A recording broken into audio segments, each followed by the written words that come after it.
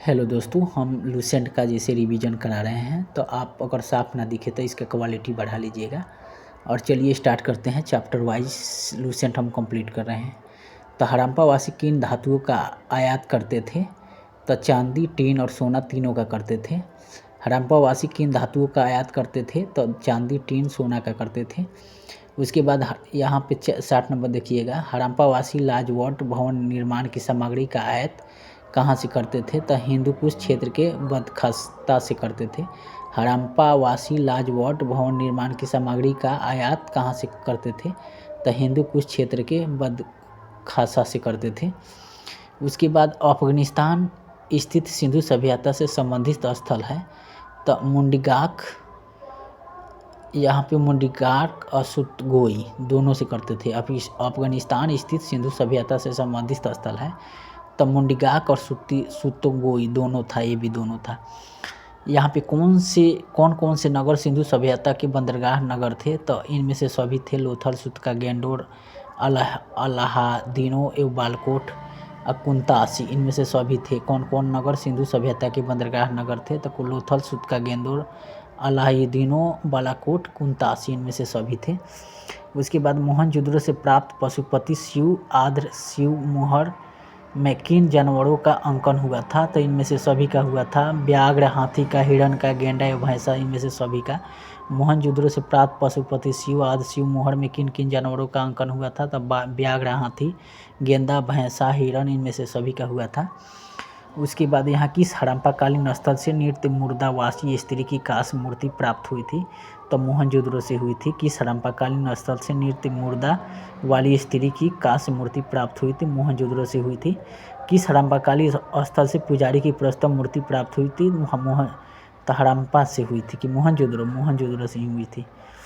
किस हड़प्पाकालीन स्थल से पुजारी की प्रस्तम मूर्ति प्राप्त हुई? तो मोहनजोदड़ो। गलत ट्रिक लग गया है, अगला पे लगा है, क्योंकि मैं ऐसा ही ट्रिक मारता हूँ। किस सिंधु कालीन स्थल से एक ईंट पर बिल्ली का पीछा करते हुए कुत्ते के पंजे के निशान मिले हैं? तो चुनहुदरो से मिले हैं। किस सिंधु कालीन स्थल से एक ईंट पर बिल्ली का पीछा करते हुए कुत्ते के पंजे का निशान मिले हैं? चुनहुदरो से मिले हैं। किस हड़प्पाकालीन स्थल से प्राप्त जाड़ का चोंच में मछली दबाए चिड़िया एवं पेड़ के नीचे खड़ी लोमड़ी का चित्रांकन मिलता है, जो पंचतंत्र के लोमड़ी की कहानी के सदृश है? तो लोथल है। किस हड़प्पाकालीन स्थल से प्राप्त जाड़ चोंच में मछली दबाए चिड़िया पेड़ के नीचे खड़ी लोमड़ी का चित्रांकन मिलता है, जो पंचतंत्र के लोमड़ी की कहानी से सदृश है? तो लोथल से मिला है। उसके बाद यहाँ श्वेतंबर भारत में सबसे अधिक संख्या में हड़प्पा युगीन स्थलों की खोज किस प्रांत में हुई? तो गुजरात में हुई। स्वतंत्रोत्तर भारत में सबसे अधिक संख्या में हड़प्पाकालीन युगीन स्थलों की खोज किस प्रांत से हुई थी? तो गुजरात से हुई थी। लिखित में से कौन सी फसल हड़प्पाकालीन लोगों का मुख्य खाद्यान्न नहीं था? चावल नहीं था। निम्नलिखित में से कौन सा फसल हड़प्पाकालीन लोगों का मुख्य खाद्यान्न नहीं था? तो चावल नहीं था। उसके बाद यहाँ पे हम देख लेते हैं 70 नंबर का। यहाँ पे मिलाना है। हड़प्पा स्थल हड़प्पा तथा मोहनजोदड़ो का विलुप्त हो गए हैं, वे उत्खनन के दौरान प्रकट हुए थे। तो ये यार दोनों सही है तथा आर्य का सही स्पष्टीकरण है। हड़प्पा तथा मोहनजोदड़ो अब विलुप्त हो गए हैं, वे उत्खनन के दौरान प्रकट हुए थे। ये यार दोनों सही है, आर्य का सही स्पष्टीकरण है। यहाँ पे देख लीजिएगा अपना सिंधु घाटी सभ्यता के संदर्भ में लिखित कथनों पर विचार कीजिए। तो इसमें आपको 1, 2 दोनों सही होगा। सिंधु घाटी सभ्यता के संदर्भ में लिखित में से कथनों पर विचार कीजिए। जो प्रमुख लौकिक सभ्यता थी तथा उसमें धार्मिक तत्व यद्यपि उपस्थित या वर्चस्वशाली नहीं थी। उस काल में भारत में कपास के वस्त्र बनाए जाते थे। तो 1, 2 दोनों सही है। उसके बाद यहाँ पे मिलान करना है। मांडा आपका जम्मू कश्मीर है, दैमाबाद महाराष्ट्र में है, और कालीबांगा आपका राजस्थान में है, राखीगढ़ी हरियाणा में है। तो मांडा आपका जम्मू कश्मीर में है, दैमाबाद महाराष्ट्र में है, कालीबांगा राजस्थान में है, राखीगढ़ी हरियाणा में है। यहाँ पे देख लीजिएगा। हड़प्पाकालीन स्थलों में अभी तक किस धातु की प्राप्ति नहीं हुई है? तो लोहा की नहीं हुई है। हड़प्पाकालीन स्थलों में अभी तक किस धातु की प्राप्ति नहीं हुई है? तो लोहा की नहीं हुई है। उसके बाद किस पशु के अवशेष सिंधु घाटी सभ्यता से प्राप्त नहीं हुए हैं? तो घोड़ा का नहीं हुए है। किस पशु का अवशेष सिंधु घाटी सभ्यता में प्राप्त नहीं हुए हैं? तो घोड़ा का नहीं हुए है। चुनहुदरो के उत्खनन का निर्देश किया था?